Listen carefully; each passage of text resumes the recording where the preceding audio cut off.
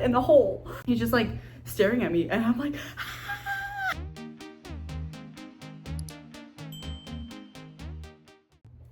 hello everyone. So we're gonna be talking about my most embarrassing moments, okay?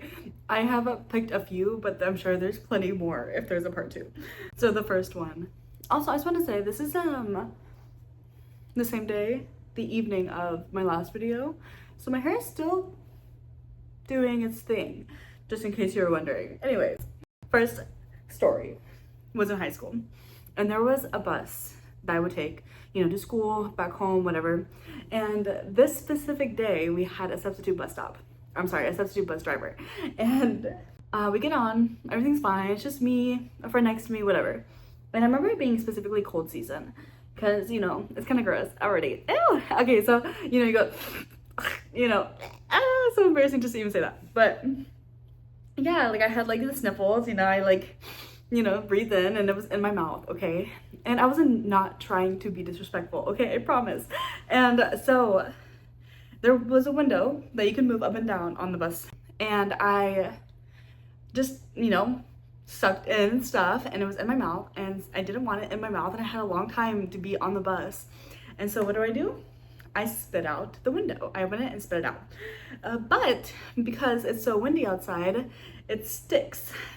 It, like the wind, I don't know, just sticks it to the outside of the window.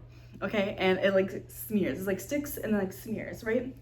And so I noticed it, but it's like, what am I gonna do about it? You know, I don't really think much about it. I'm like, ooh, that's, ooh, you know, but whatever. So I'm still on the bus, whatever. And then the bus driver pulls over and he says, are you gonna get that? And I'm like, what? And he's like, you know, you in the shirt, you know, are you gonna get that? And obviously he's talking about me. And I was like, and I didn't have anything. I didn't have, like, I had my book bag, but I didn't have like napkins or anything. And so I used my hand to scoop the spit. So now I just have spit in my hand. And it's really disgusting. It's really awkward. And then he just says, I have napkins up here. Like, just like the most I was like, okay. And so I had to like put my head down and walk all the way to the front of the bus and get napkins. And it was so painfully awkward. Yeah. He did me dirty. Like at the same time, I see that he was frustrated, but again, it was not on purpose. I literally was trying to just spit out the window because I had stuff. I should have just swallowed it. Another time was way younger. I think I was like elementary, middle school possibly. And I went to my friend's house and I walk in and like their house is so nice. And then we have like little dogs, right? And their dogs are so cute. I'm like, oh, hello, little dogs. And the mom is like a cool soccer mom. Like she has all the snacks. She has all the stuff ready, everything. You know, she welcomes you and she's like, oh, hey, what's up guys? Like everything like that. And she's like, oh, here, by the way. And she gives me like this little, like a little snack. And I eat it. And she was like, oh, that was for the dog. And I'm like, and I did yeah, so, you know, I ate dog food, a little dog snack, because I did not realize. Another one, I think I was a lot younger as well. I think I was like middle school. I don't know how embarrassing this is, but I remember camping with my family. And I don't see my family that often. They're up north. And we went camping and it was raining. Okay, so there was like the campground and then you had like a little area with like a lot of grass and all the kids were like running around and stuff.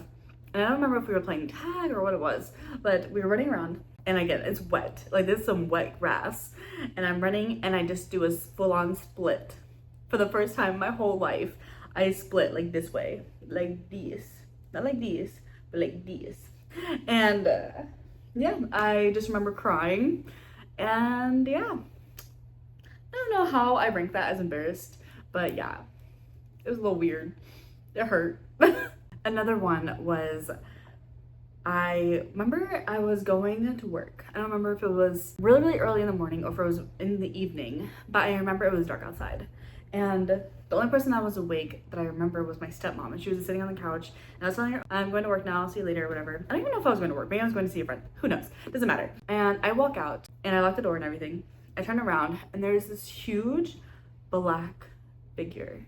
When I say huge, I mean 7 foot plus figure in my driveway. And my driveway is huge, okay? It's not like a small driveway. Like if someone was at the street, it would be fine. You're not like in a threat or anything like that. This man or a woman, whoever the figure was literally like halfway, over halfway, almost so close, like 3 feet if I had to guess. And I turn around and I scream because I literally, if the wind blows, I will scream, okay? I'm just like, so, I don't even know. And I have my key and I'm like trying to open the door and my freaking keys drop.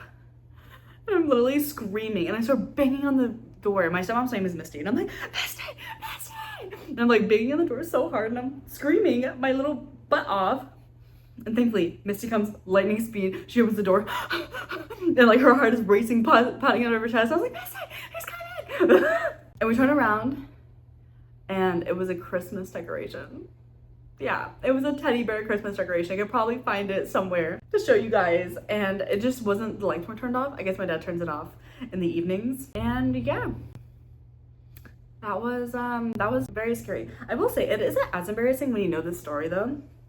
So I used to work really late at night and I get off at like 2, come home at like 4, you know, but my dad woke up at 4:45. But we used to have dogs and the dogs would bark and wake him up right before. If I came home at 4, he had to wake up for work not even an hour later, and it just interfered with his sleep schedule. So I was just gonna wait in my car until 4:45. And then I think I was taking pictures on Snapchat. And if you know Snapchat, when you take a photo and it's towards you, like your front camera, and you have the flash on, and it's very dark, obviously, like it's 4 in the morning, and it's very dark, and you take the flash, and the flash is very bright. And I just have these intrusive thoughts, like all the time, where it's just like, oh, I wonder what would happen if a man just came up to my car right now. And it literally happened. So I was taking the photos, literally just being like a little girl, just taking photos of my car at 4 in the morning. And all of a sudden I see this, and so I have my car off at this point because I'm not trying to waste gas, you know, trying to preserve energy, okay? And I have the car off, I'm very comfortable. And I see in the back of my mirror, a man coming. Again, my driveway is huge. There's no reason for a person to ever come into my driveway, okay? Especially at 4 in the morning. And this man was wearing leather. This guy was a white guy, long hair, pretty long, probably maybe a little shorter than my hair. And he was wearing leather at 4 in the morning, walking up to my car. And of course, I scream because I'm like terrified. I'm like, oh my gosh. And again, the car's off. So I literally grab my keys. I'm trying to put it in the hole. And literally, so I'm like in the driver's seat and his face is here. And he's just looking at me like this. I don't even know how I'm gonna do it, but he's looking at me like, ew, Egg is so cute. I'm also home alone right now. Oh, I'm so freaked out. Okay. And he's just like staring at me and I'm like, staring at him. And I finally, once I get in control, like once I get the key in the car and I turn it on and I back up a little and I really like, okay, I have some control back, and I stare at him because I'm like, so like, how, why, who, what? Like, what's going on? Why is this happening? Why would you do this? Why are you in my car? Or like coming up to my driveway in my car, to my car. I just look at him.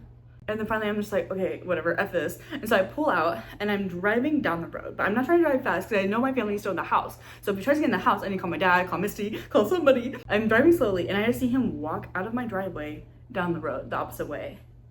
And I'm like, this is the creepiest thing ever. What the heck?